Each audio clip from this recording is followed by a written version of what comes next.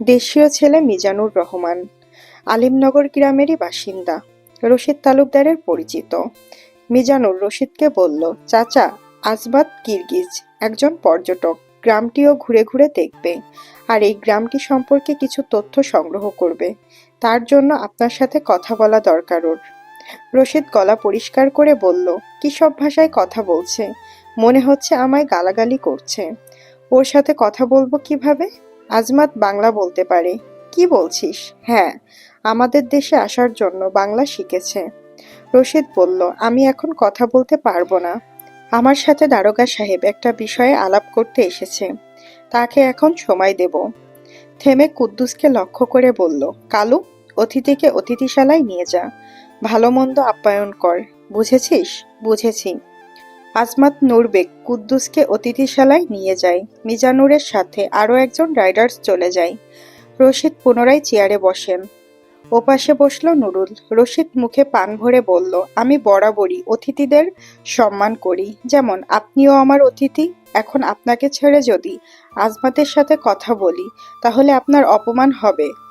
কি হবে না? নুরুল দৃঢ় কণ্ঠে বলল, হয়তো হতো। যাকগে, আপনার প্রশ্ন করুন। আপনার গ্রামে বেশ অনেক দিন হয় অনাকাঙ্ক্ষিত ঘটনা ঘটছে। 3 দিন আগে শামসুল নামের এক কৃষকের ছেলে নিখোঁজ হয়। এরপর ওর লাশ পাওয়া যায়। এগুলো কি হচ্ছে? রশিদ পিকদানিতে পিক ফেলে বলল, এগুলো কি হচ্ছে আমি কি করে বলবো? আপনি দারোগা, আপনি তদন্ত করুন, তবেই না উত্তর মিলবে। আপনি বরাবরই আপত্তিকর কথা বলেন কেন? মুখের ভাষা যেন আগুনের স্ফুলিঙ্গ। রশিদ নীরব কণ্ঠে বলল, দারোগা সাহেব, মুখের ভাষা টানছেন কেন? যা সত্যি তাই বলছি। এতে আপনার গ্রামের দুর্নাম হবে। এরকম ঘটতে থাকলে সবাই আপনার দিকে আঙুল তুলবে। এরকম সাহস কারণ নেই। আর শামসুলের ছেলের জন্য খুবই খারাপ লাগছে। অবুঝ শিশু ছিল। রশিদের কণ্ঠে ব্যাকুলতা। নুরুল বলল, আজ আমি আসি, আপনি আপনার অনুচারীদের আজ থেকে আরো সতর্ক করে দিবেন। আমিও তদন্ত করছি। সায়েম এবং রায়ান রশিদের কাছে আসে। সায়েম বলল, আব্বা, আপনি শুধু একবার আদেশ দেন, ওই দারোগার মুন্ডুটা আলাদা করে দেই। রশিদ বসা থেকে দাঁড়িয়ে বলল, অস্থির হলে হবে না। গ্রামের মানুষদের দেখাশোনার দায়িত্ব আমার। তাদের অসুবিধে হলে আমার কাছেই আসবে। মাথা ঠান্ডা রাখ।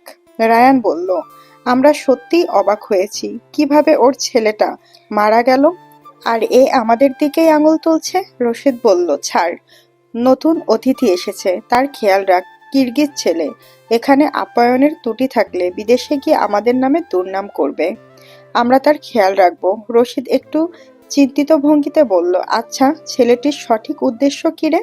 রায়ান বলল, ও একজন পর্যটক, সারা দেশেই ঘুরে ঘুরে দেখে, বিভিন্ন তথ্য সংগ্রহ করে। তোরাও যা ওর ঘরে, গিয়ে কিরগিজ সম্পর্কে কিছু জান। শুনেছি কিরগিজস্তান অনেক সুন্দর, পাহাড়, হ্রদ সব মিলিয়ে আকর্ষণীয় জায়গা। আপনি যা বলবেন। আদবের সাথে বলল সায়েম। ঝিলমিল হাতে সকালের খাবার নিয়ে ফারদিনার ঘরে উপস্থিত হয়। ফারদিনা আয়নার সামনে বসে চুল বাঁধছে। কালো রঙের সিল্কের শাড়ি পরেছে, কপালে কালো টিপ। ফারদিনা নুপুরের শব্দ পেল, ঘুরে তাকালো। এতক্ষণে তোর আসতে হলো? সারাদিন ঘরে বইসা থাক। ওদিকে বিলাতি এক বাবু এসেছে। কি বলছিস? কে এসেছে? কিরগিজ যুবক, আজমাত নূরবেগ। অনেক সুন্দর, মনে হয় পর্যটক। কোথায় আছে এখন? অতিথিশালায়। কোন ভাষায় কথা বলে? তাদের ভাষায়। শুনেছি বাংলা বলতে পারে। সুফিয়ান থাকলে এখন ভালো হতো। কিরগিজ ছেলে দেখতে পেত। ভালো হতো না বল? সবকিছুতেই ওরে টানতেছো দেখছি। ভালোবাসা ফেলাইছো, তাই তো? ফারদিনা থুতনি বুকের দিকে নিয়ে মৃদু হাসলো, এরপর মাথা ঝাঁকালো। ওরে কইতাছো না কেন? কখন কি আইসা খোলা জায়গায় ফসল ফেলাই কে জানে? বলে খাবারের থালা থেকে খাবার তুলে নিজের মুখে দিল। ভয়ে? কার?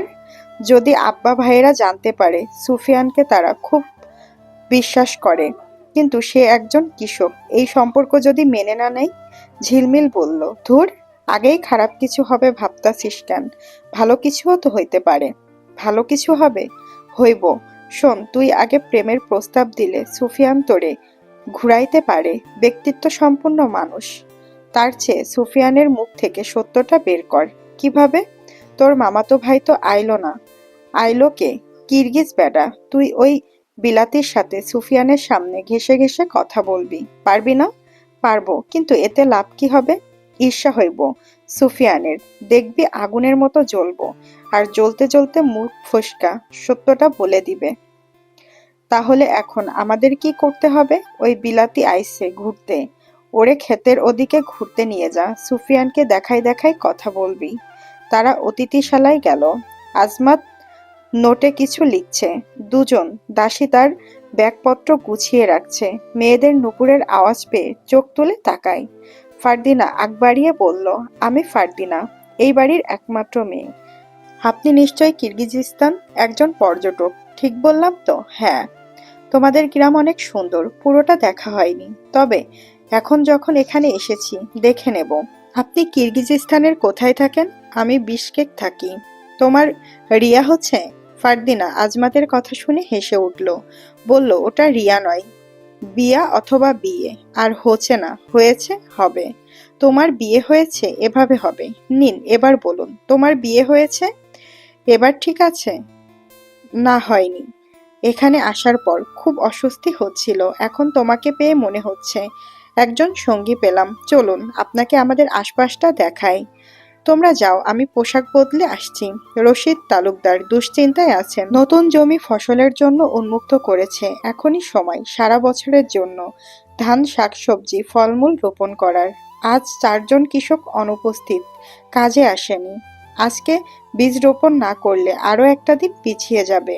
রশিদ এটা মানতে পারছে না। তিনি সোফায় বসলেন। কুদ্দুসকে ডাকলো লম্বা কণ্ঠে। কুদ্দুস হাজির হয়, বলল, এত জোরে ডাকছেন, কিছু হয়েছে? কিছু হলে কি খুশি হতিস, হতচ্ছাড়া? আমার মাথা টিপে দে, ভীষণ ব্যথা করছে। কুদ্দুস মাথা টিপতে টিপতে বলল, এত চিন্তা কিসের? কি ভাবেন এত? 4 জন কৃষক আজ খেতে আসেনি, আজকেই বীজ রোপণ করতে হবে। বাকি যারা এসেছে ওরা সব সামলাতে পারবে না। এটা দুশ্চিন্তার বিষয় কিনা? দুশ্চিন্তার বিষয়। সমস্যার কথা তো শুনলি, এখন সমাধান দে। কুদ্দুস ঢোক গিলল। ও কিভাবে সমাধান দিবে? রশিদের বিচক্ষণ প্রশ্ন, কিন্তু তার প্রশ্নের উত্তর দিতে না পারলেও যে কটু কথা শুনতে হবে। কি হলো, সমাধান দে। কুদ্দুস তাকায় সিঁড়ির দিকে। রায়ান আরিফ সায়েম নিচে নামছে। কুদ্দুস বলল, আপনার 4 ছেলেকে দিয়েই তো কাজটা সম্পূর্ণ করতে পারেন। রশিদ ওর দিকে কটমট করে তাকালো। কুদ্দুসের হাত সরিয়ে দাঁড়িয়ে পড়ল। কুদ্দুস ভয় পেল। রশিদ বলল, তোকে আমার মাঝে মধ্যে খুব ভালো লাগে। তুই গাধা হলেও বুদ্ধিমান। ঠিক বলেছিস, ওদের দিয়ে আজ বাকি কাজ সেরে নেব। এতে করে মজুরিও বেঁচে যাবে। কিসের মজুরি আব্বা? জিজ্ঞেস করলো সায়েম। রশিদ বলল, তোরা এখনই পোশাক বদলে নে, এরপর খেতে গিয়ে বীজ রোপণ করবি। এটা আপনি কি বলছেন আব্বা? বলল আরিফ। পিতার আদেশের ওপর প্রশ্ন ছোড়া পাপ, জানিস তো? আজ যে 4 জন কৃষক আসেনি, ওদের কাজ তোরা করবি, পারবি না? তারা 3 জন নিজেদের মধ্যে চাওয়াচাওয়ি করলো। এরকম কাজের জন্য তারা যেন মোটেই প্রস্তুত নয়। কুদ্দুস আড়ালে হাসল। জমিদারের ছেলেরা খেতে চাষ করবে, ওর বেশ আনন্দ হচ্ছে। রশিদ বলল, কি হলো, কথা কানে গেল না? শিগগির যা। রায়ানকে দেখতে পাচ্ছি না, ও কোথায়? ওর শরীরটা ভালো নয়, শুয়ে আছে ঘরেই, বলল আরিফ। রশিদ বলল, ওসব বায়না চলবে না, ওকেও নিয়ে যা। 4 ভাই পোশাক বদলে লুঙ্গি পরলো, সাথে স্যান্ডো গেঞ্জি, মাথায় গামছা বাঁধলো। এরপর রওনা হয় ক্ষেতের দিকে। ফারদিনা, আজমাত, ঝিলমিল তারাও ক্ষেতের দিকে চলে যায়। ক্ষেতের অন্যান্য কৃষকরা জমিদারের ছেলেদের দেখে হা হয়ে তাকিয়ে রইল। ফারদিনা, ঝিলমিল একে অপরের সাথে চাওয়াচাওয়ি করলো। রশিদ উপস্থিত হন ক্ষেতের ধারে, সাথে অনুচারীগণ। ফারদিনা আশেপাশে তাকালো। সুফিয়ান কোথাও নেই। হাবলু, বদ্রু ওরা খেতে কাজ করছে। রশিদ গলা উঁচিয়ে বলল, কি হলো আমার পুত্ররা, খেতে নেমে পড়, সময় কম। তারা খেতে নামলো, হাতে ফসলের বীজ নিয়ে দাঁড়িয়ে আছে, তবে ঠিক কিভাবে বীজ রোপণ করবে তারা জানে না। কুদ্দুস রশিদকে বলল, সর্দার একটা কথা বলি, বল। আপনার ছেলেরা খেতে চাষ করছে, আপনার খারাপ লাগছে না? না, মানে আশেপাশে সবাই তো দেখছে। কর্মে লজ্জা নেই, কর্ম কর্মই হয়, সৎ কাজের সম্মান বাড়ে। কি বাড়ে? জি, সম্মান। আদিব হাতে ধানের রোপণ চারা নিয়ে ঘুরিয়ে ঘুরিয়ে দেখছে। কিভাবে এটি রোপণ করতে হবে সে জানে না। ধীরে ধীরে নিচের দিকে চারা নিয়ে ঝুঁকলো। ঠিক সেই মুহূর্তে তার হাত কেউ ধরে ফেলে। চোখ তুলে তাকায় আদিব। সুফিয়ান। আদিব বলল, তুই এখানে? যা, তোর কাজ কর, আমি সামলে নিতে পারবো। সুফিয়ান বলল, রোপণ চারা আমার কাছে দে। শুনেছি তোর শরীর খারাপ, বাড়িতে গিয়ে বিশ্রাম নে। সুফিয়ান হাত থেকে রোপণ চারা নিয়ে গেল। রশিদ তালুকদার তীক্ষ্ণ দৃষ্টিতে দেখলেন। ঝিলমিল ফারদিনাকে ফিসফিসিয়ে বলল, তোর বাসিওয়ালা চইলা আইছে। রাখাল হইলেও বেটার মধ্যে একটা ভাব আছে। কি বলিস? নজর দিস না, তোর দুলাভাই। আজমাত বলল, তোমার ভাইয়ের থেকে যে চারা নিল সে কে? সে সুফিয়ান, রাখাল বাসিওয়ালা। সুফিয়ান একবার ঘুরে ফারদিনাকে দেখলো, এরপর চারা রোপণ শুরু করলো। তার দেখা দেখি সবাই বীজ চারা রোপণ শুরু করে। রশিদ বিড়বিড় করে বলল, এই বেটা খুব বুদ্ধিমান।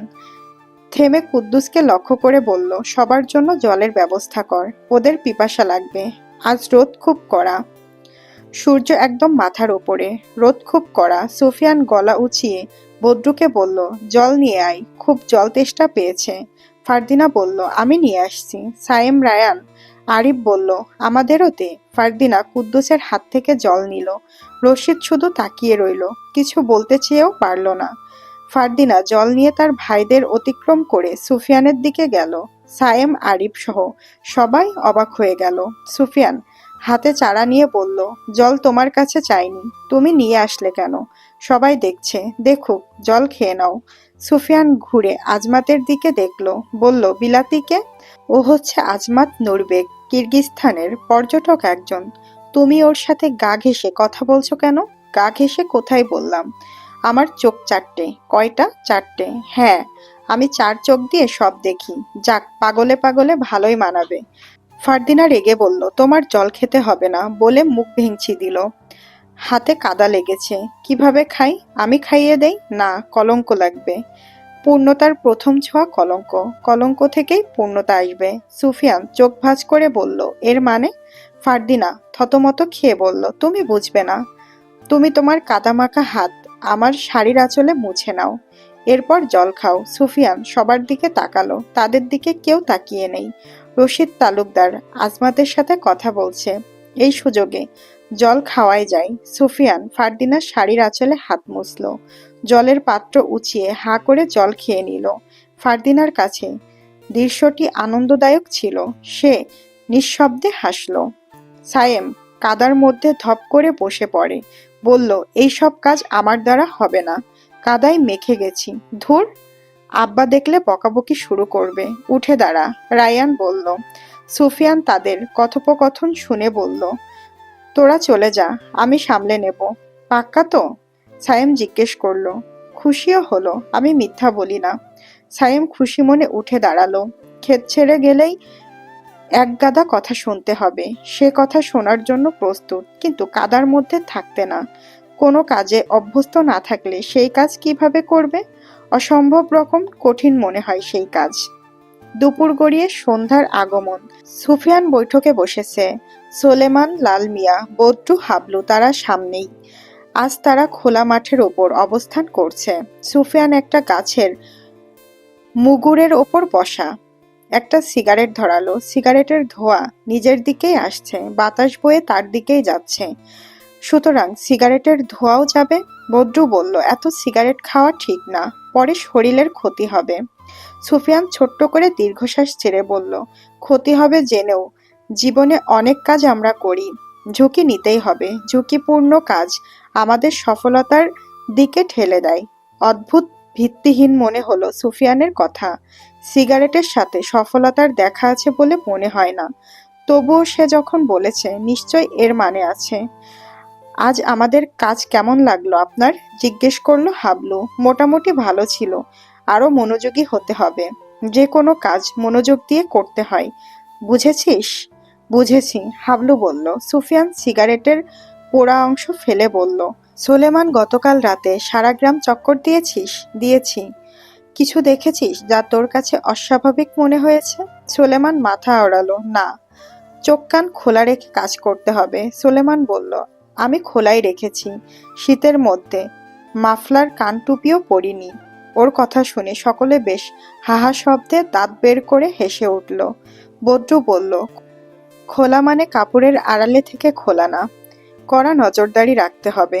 মজিদ মিয়া রাস্তা দিয়ে যাচ্ছিল, সুফিয়ানকে দেখে মাঠের দিকে এগিয়ে গেল। সুফিয়ান বলল, চাচা আপনি? মুখ চোখ শুকনো লাগছে, কিছু হয়েছে? মজিদ মিয়া ক্ষীণ শব্দে বলল, আর কি হইব, এই গ্রামটা অহন জাহান্নামে পরিণত হইছে। অর্থ থাকলে আমি দূরে চইলা যাইতাম। কি হয়েছে আমাকে বলুন, দুঃখের কথা ভাগ করলে দুঃখ কমে, এটা ছোটবেলায় আপনিই আমাকে শিখিয়েছেন। না বাদ দাও, তুমি এদের সঠিক শিক্ষা দাও, চর থেইকা ভালো মানুষ হোক। সুফিয়ান বিরক্ত হয়ে বলল, ওদের কথা ছাড়ুন, আপনার কি হয়েছে তাই বলুন। আমি শামসুলের বাড়ি গিয়েছিলাম, ওরা অহন শোকে আছে, ভাবলাম একটু সান্ত্বনা দেই। পরে কি হলো আমি দেখলাম ওরা অনেক আনন্দে আছে, দুইজন মিলে হাসাহাসি করতেছে। আমারে দেইখা হাসি থামাইয়া দিল। কারো সন্তান মারা গেলে তারা এমন কইরা হাসতে পারে আমি আজই দেখলাম। ওগো মাথায় মনে হয় খারাপ হইয়া গেছে। সুফিয়ান বলল, শুনেছি শামসুলের বউয়ের শরীর খারাপ, শহরে নিয়ে যাবে ডাক্তার দেখাতে, তাহলে বাড়ি কি করছে?